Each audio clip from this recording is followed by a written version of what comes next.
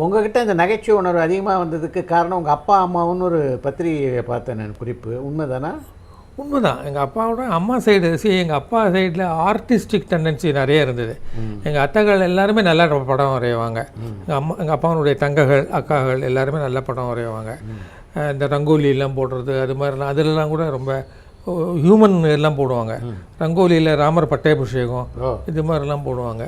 So அது ஒரு side. இன்னொரு சைடு அம்மா சைடில் சென்ஸ் ஆஃப் ஹியூமர் ரொம்ப ஜாஸ்தி. ரொம்ப கிண்டலுக்கார கூட்டம் அது. தாத்தா மாமாலாம் இல்லை, ரொம்ப யார் வந்தாலும் என்னடா அப்படின்னு ஒரு கிண்டலாக தான் சொல்லி வர வைப்பாங்க. ஸோ இது ரெண்டு கம்பைன் ஆகி வந்துன்னு நினைக்கிறேன் நான். அது ஒன்றும். அதுக்கப்புறம் எப்படி ஆனந்த உடனில் ஒரு ஓப்பனிங் உங்களுக்கு கிடச்சிது? ஃப்ரெண்ட்ஸு தான் சார். என்னுடைய ஃப்ரெண்ட்ஸு, அப்பாவனுடைய ஃப்ரெண்ட்ஸு, அம்மாவனுடைய ஃப்ரெண்ட்ஸு. இதில் பத்திரிகை துறையில் சம்பந்தம் இருக்கிறவங்கள்லாம் இருந்தாங்க. ஸோ தே செட் பையன் நல்லா போடுறான், பத்திரிகைலாம் போடலாம் அப்படின்னு. எனக்கு ஒன்றும் ஐடியாவே கிடையாது. கிட்ட எங்கே இருக்குன்னு தெரியாது, யார் என்ன ஒன்றும் தெரியாது. பத்திரிகையில் போடலாமான்னு கூட தெரியாது. என்னை ஒரு மோட்டார் சைக்கிள் வச்சுன்னு சேஷாதிரின்னு ஒரு ஃப்ரெண்டு டெலிஃபோன்ஸில் அவர் பிஏவாக இருந்தார். அவர் என்னை உட்காந்து வச்சு அழைச்சின்னு போய் இதில் ஆனந்த விகடன், குமுதம் இது மாதிரி ஆஃபீஸுக்கெல்லாம் அழைச்சின்னு போனார். போய் நல்ல அந்த பையன் நல்லா படம் போடுறான், அவனுக்கு எதாவது ஆப்பர்ச்சுனிட்டி கொடுங்கன்னு எனக்காக கேட்டார். மறக்கவே முடியாது அதை. அவர் பண்ண ஹெல்ப்பு தான்.